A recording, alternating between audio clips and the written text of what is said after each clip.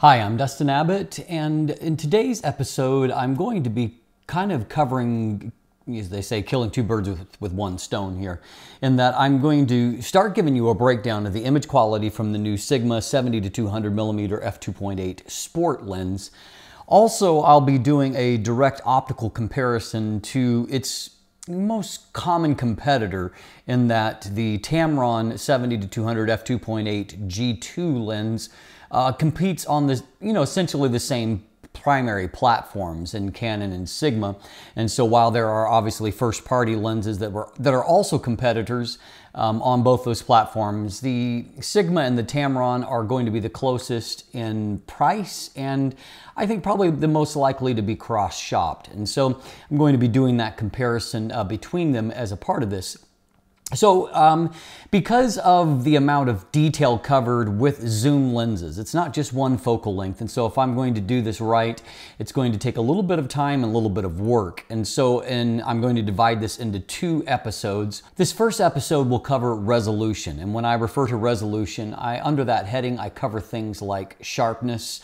I look at things like contrast and micro contrast.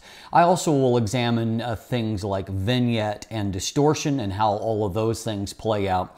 We're going to look at the lenses at 70, 100 millimeters, 135 millimeters, 200 millimeters, and then at 280 millimeters by using a Canon 1.4x Mark III extender. And so just to give kind of a commonality between the two of them. And so I'll be looking at all those things. If you want to double back at the end of the episode, I will be kind of giving a quick recap of what I observed. And so if you like the details, watch through all of it. And if you want to jump ahead towards the end, you can see my summation of it all there. So let's jump in. Let's take a look. So we're going to start by taking a look here at 70 millimeters and taking a look at things like vignette and distortion. Now, I do want to highlight the fact that with the Sigma, that if you're shooting JPEGs, it is compatible with Canon's lens aberration correction, and so all this will be corrected in camera. In this case, with the raw files, it's not. And so if you look at this line here, what you can see is that you have a bit of a barrel distortion. And so you've got a bulge here that isn't quite linear. It's a little off center, bulging out a little bit here. But fortunately, although there is no standard profile yet available, I was able to correct fairly easily within Lightroom, just using basic corrections with a pretty clean end result. And so I don't really see any kind of major issue with that. What I found with vignette is that the total amount of vignette was not super high at 70 millimeters, but it did encroach into a fair portion of the frame. And so my midpoint, I had to move pretty far into the frame. Now I will show you another correction at 200 millimeters, just for a point of reference, but note that moving ahead with both lenses, I will be using uncorrected results, and just so you know the difference.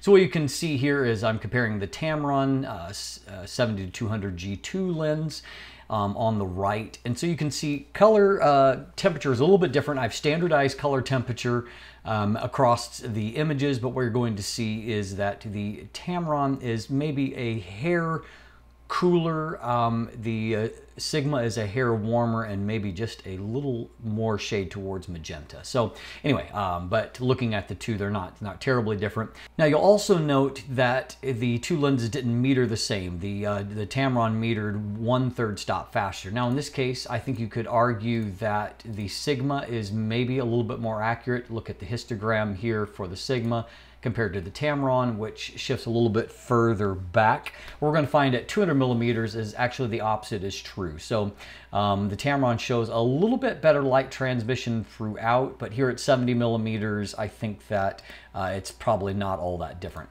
The other thing that I want to highlight here is that if you look at this side of the frame, for example, you can see they're not lined up completely perfectly, okay? And so the Sigma has a little bit more here on the edge of the frame. But if we look at the other side, we see that the Tamron has a whole lot more in the frame, much more than what the Sigma did. And so looking at this little box section here by comparison, you can see that it's larger on the Sigma than it is for the Tamron. So the trade-off is that the Tamron does focus breathe, and you know that's pretty well documented, and I'm going to highlight that particularly when we get to the telephoto end. But like in the comparison with the Tamron, that focus breathing does come with a payoff in that at a closer distance, the Tamron is actually going to frame quite a bit wider than what the Sigma or the Canon is, for that matter. And so that's the trade-off of the focus breathing, is that at this point, it's actually advantageous because you actually get both of them, register 70 millimeters, but the Tamron is giving you a considerably wider image. Now, if we jump into the nitty-gritty of lens sharpness here, I mean, what you can tell is that both of these lenses, wide open 70 millimeters, are extremely sharp, okay? So they're both really quite excellent. The Sigma, I think, is ever so slightly more so. And if we move off towards the corner, you can see the Sigma retains just a little bit more resolution on this area. The Tamron is just a little bit softer, and so just a mild advantage for the Sigma here when it comes to that, and so it's in this area I think the Tamron is just as good, if not better. So there's some give and take. Suffice it to say, there's not a big enough difference between them at 70 millimeters to to make a decision based on, essentially. So if we stop on down to f4 with both lenses, we can see that both of them, a lot of that vignette has cleared up. I would say a little bit more on the Sigma than on the Tamron, and so, but vignette's not a huge issue any longer. What we can see now is that the Tamron has probably sharpened up a little bit more than the Sigma. They're both really impressively sharp, great contrast, and that's true even as you look out into the corner. And so, frankly, it's hard to call one a winner. They're both fantastically sharp at f4. So at 100 millimeters-ish, as you can see, they're both not quite completely there. We will see that, it looks like the Tamron has a little bit less vignette to work with than what the Sigma does at 100 millimeters. And the Sigma has less distortion, however, its line's looking quite good. You can still see a bit of some bulging on the Tamron, and so a win for the Sigma when it comes to that.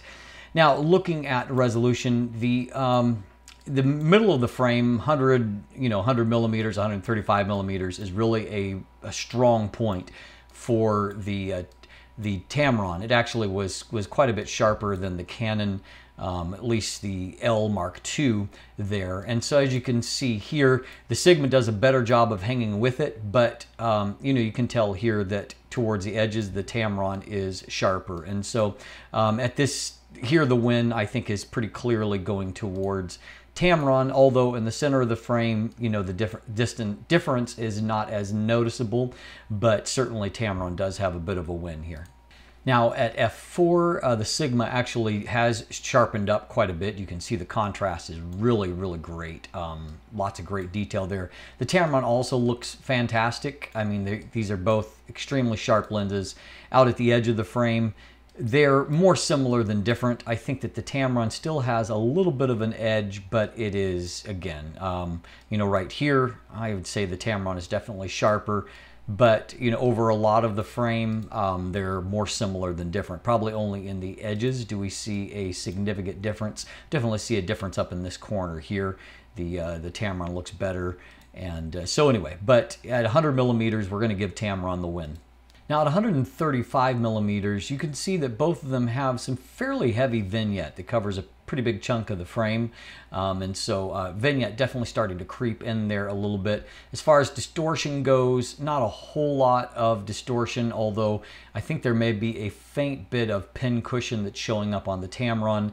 And less so on the Sigma, not a whole lot happening there. In terms of our resolution in the center of the frame, both of them look, fairly similar. I do think that the micro contrast does favor the Sigma a little bit. You can just see that it seems there's almost like a little bit of haze over textures by comparison. And so, I mean, this is an area I know the Tamron to be strong, and so Sigma has done a pretty great job. that, you know, to provide a better look here than what Tamron has. So a really strong performance, which would also make the Sigma sharper than the Canon when it comes to that. And so as you can see, most of the places we've looked here on the frame, I would say that the Sigma has an advantage, though in some cases it's very mild, you know, as it is here.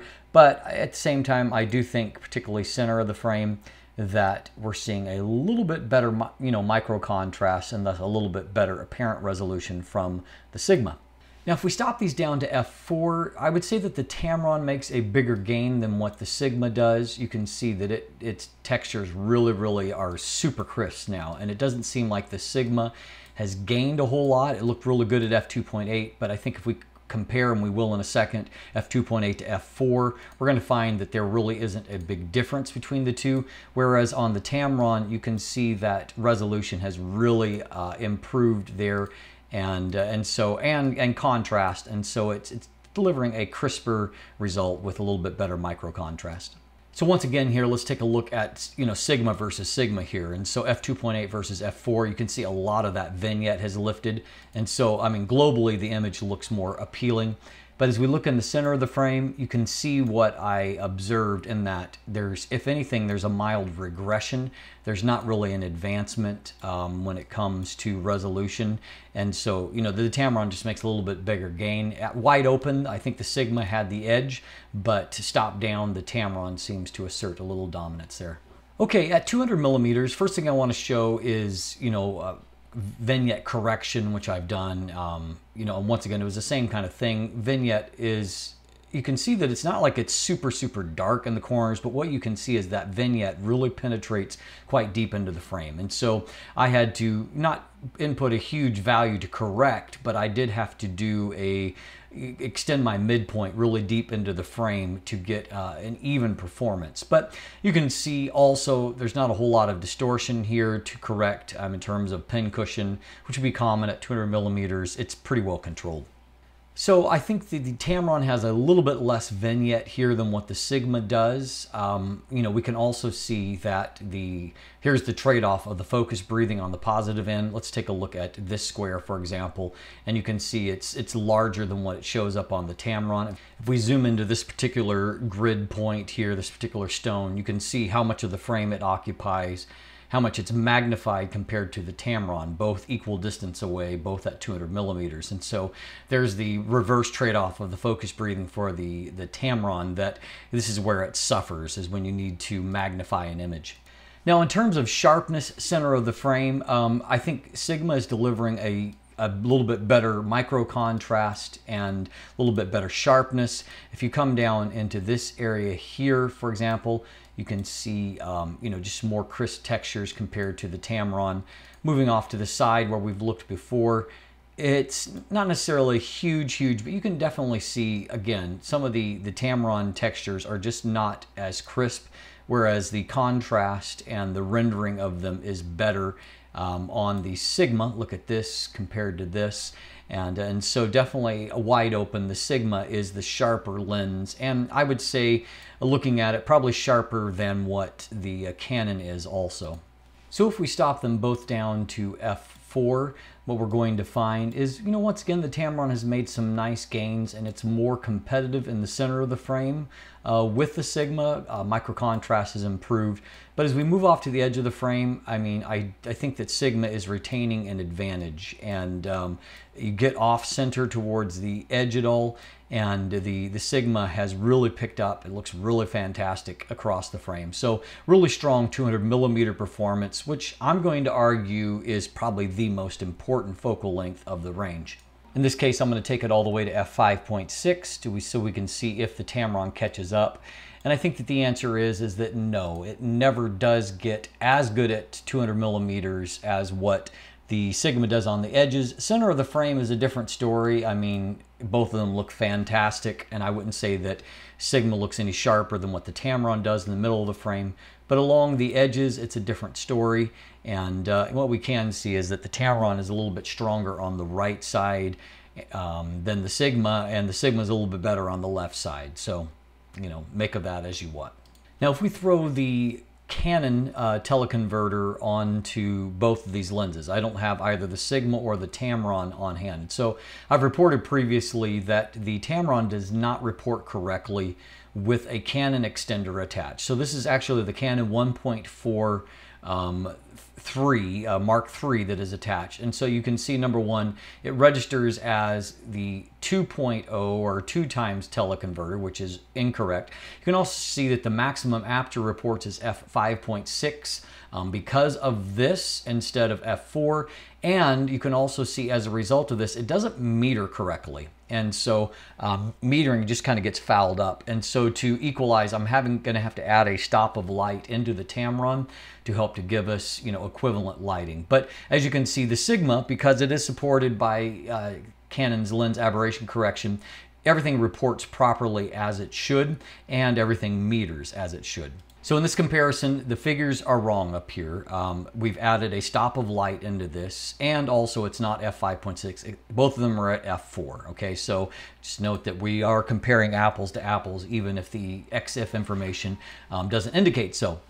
So in the center of the frame, I mean, there's not a lot to distinguish these two. I think that the Sigma shows a little bit better micro contrast, and you can see, like, inside that grout line, I think that you're getting a stronger performance, which is not surprising because, you're starting with that 200 millimeters and you're adding on to it. Well, the Sigma was stronger at 200 millimeters, and it's reflected here. I mean, the Tamron is just not competing as well with, at least with the Canon extender attached. And if we look at the other side where the Tamron is stronger, we can see that still Sigma has an advantage, just a little bit crisper textures, a little bit better detail. Now, if we stop these down a little bit, we're going to find that once again, I mean, this is f5.6 range, it's not f8, and so just, again, disregard that, and that's because of the extender information. So we've stopped these down to f5.6. What we're going to find is that, both of them in the center look quite good, and I think, maybe some of that gap has closed, although I do slightly favor the Sigma. Moving off to the side, the Sigma is a little bit better towards the side of the frame as compared to the Tamron. It's not by as big a margin as wide open, but there certainly is still a bit of an advantage. So as you can see, comparing modern lenses is nuanced. And what I mean by that is that gone are the days where there is one particular lens that is head and shoulders above all others. That's very rarely the case these days. And we've reached a place where we're talking about minor degrees. And so obviously Sigma has gone with the approach of developing a larger, heavier lens than competing lenses. And so the trade-off, of course, that we're looking for is in the optical performance. And we do get that, except for it's complicated. So to quickly recap, at 70 millimeters, we see that the lenses are virtually even when it comes to the sharpness in either the center or along the edges. There's not much really to distinguish between the two of them. The Sigma's advantage is it does have a little bit less distortion. And so, I mean, that's one advantage. But when we stopped them down a little bit, we saw that, Tamron may have had the slightest bit of edge at smaller apertures, but we're going to call that one roughly even. As we moved on to 100 millimeters, the Tamron was the stronger lens of the two. It was, again, by not a large margin, but it was a little bit better wide open, and it improved a little bit more stop down than what the Sigma did, though the Sigma continued to have a little bit less distortion. At 135 millimeters wide open, there was a Sigma win. And so it looked a little bit better, a little bit in the center, a little bit more on the edge. When we stopped down to f4, however, the Tamron made a larger gain than what the Sigma did. The Sigma basically remained pretty much flat, standard at what it was, which was very good to begin with. But the Tamron caught up, and in some ways, some portions of the frame, it looked a little bit better. At 200 millimeters, I would say that Sigma had a fairly clear win, and it was marginally better in the center, a little bit more obviously better along the edges. Stop down, that advantage was not as significant on the edges, but I think it was still there. And so Sigma delivers the strongest performance at 200 millimeters, which is arguably the most important place. Certainly when you throw an extender on, having a strong 200mm performance helps to make a 280mm performance better. And so we saw that the Sigma, because it is supported by Canon's lens aberration correction, which means that it's properly identified by the camera, it meant that it also properly identified with the extender attached. And so we got proper metering, we got proper reportage. That wasn't the case with the Tamron, as I've noted previously, and the Tamron does not show the right extender attach. It shows the Canon 2 times rather than 1.4 times. Thus, it shows the wrong maximum aperture. Thus, it doesn't meter quite correctly, and it doesn't show the right focal length in the XF data either. And so, you know, it wasn't as good a performance. In terms of the actual resolution, again, it's a slight win for Sigma and basically the same metrics as what we saw with the at 200mm. One other thing that's interesting is that the Sigma adopted an 82mm front filter thread. It's also wider in diameter than what competing lenses are. And so, you know, one would expect that that would come with a trade-off with maybe better light transmission, less vignette. At least compared to the Tamron, that didn't really seem to be the case. And maybe that advantage for the Sigma is offset by the fact that it has more elements than what the Tamron does. Either way, it definitely did not have better light transmission, and arguably it had just a hair poorer light transmission than what the Tamron did. And so, you know, give and take really across the board for all of these lenses, or both of these lenses, and the same would be true if you threw the Canon into the mix. I haven't tested the L Mark III, but I have tested the L Mark II, and all the tests I've seen of the Mark III indicate that it's really not all that different optically. And so I would say that the Sigma is certainly very competitive with the Canon lenses at 200mm, and probably a little bit better from 70 to 135mm. And so if you're, you know, if the, you know, top optical performance is for you, I think Sigma is delivering a really strong performance. However, it's certainly not heads and shoulders better than what Tamron. The closest place it achieves that is at 200mm, but again, it's by degrees, not by a massive amount. Stay tuned for a subsequent follow-up episode where we'll look at the rendering. So we'll look at things like color, bokeh quality. I'll break down a little bit more how that focus breathing, you know, bears out. And so we'll talk about all of that as a part of it and give you a look at maybe a little bit more real-world images as a part of that. So I think you'll enjoy that. So stay tuned for that. In the meantime, of course, you can easily find my full coverage of the Tamron lens as far as the Sigma. You can see my first look episode. You can take a look at the image gallery and the photos that I'm getting as a part of this review series. And so check all of that out. There's also buying links if you'd like to snap one up for yourself. You can also find linkage to follow me on social media, including now on Instagram. And beyond that, you can sign up for my newsletter, become a patron, and as a patron, you get some advanced, you know, premiering, previewing of upcoming content before anyone else does. And of course, beyond that, if you haven't already, please click that subscribe button. Thanks for watching. Have a great day.